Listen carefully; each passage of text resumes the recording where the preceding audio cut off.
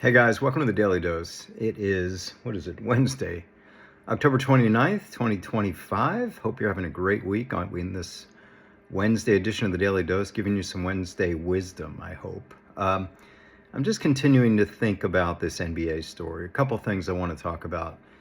It happened at the beginning of the season, and you could say, well, it put a damper on the beginning of the season.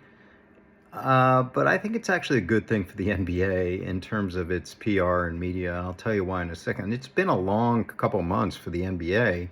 We've talked a lot about aspiration, the Kawhi Leonard potential cap circumvention with the Clippers, where they were funding this scam of a company that's doing tree planting out in LA and trying to be a sponsor of the Clippers, and payments were made at the last minute to fund a company going bankrupt so they could pay Kawhi Leonard, allegedly.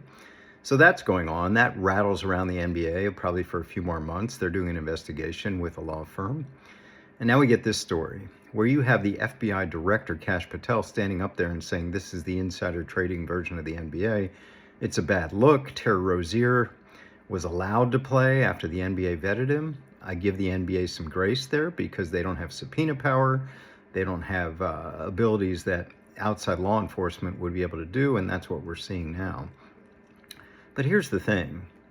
We as a country, we as sports fans, we move on pretty quick, right? So the games have started and NBA discussion has turned to the great performances, the teams, the possibilities.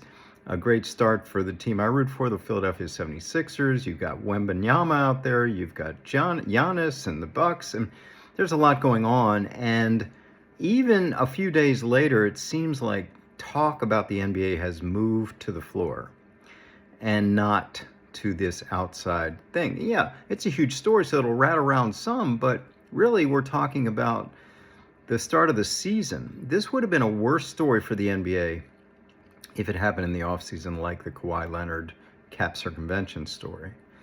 But hey, people are into the games now. It's like the NFL fans when there's bad news, when there's domestic violence, when there's concussions, when there's anthem kneeling, all those kind of things fade away when people watch the games.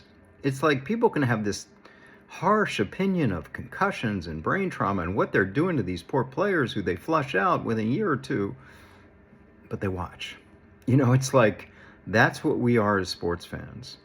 When we like our sport, and I liken this to college football as well, and all these buyouts and coaches and the money, but at the end of the day, we watch, and numbers are up and ratings are up, and I think they'll be up for the NBA too.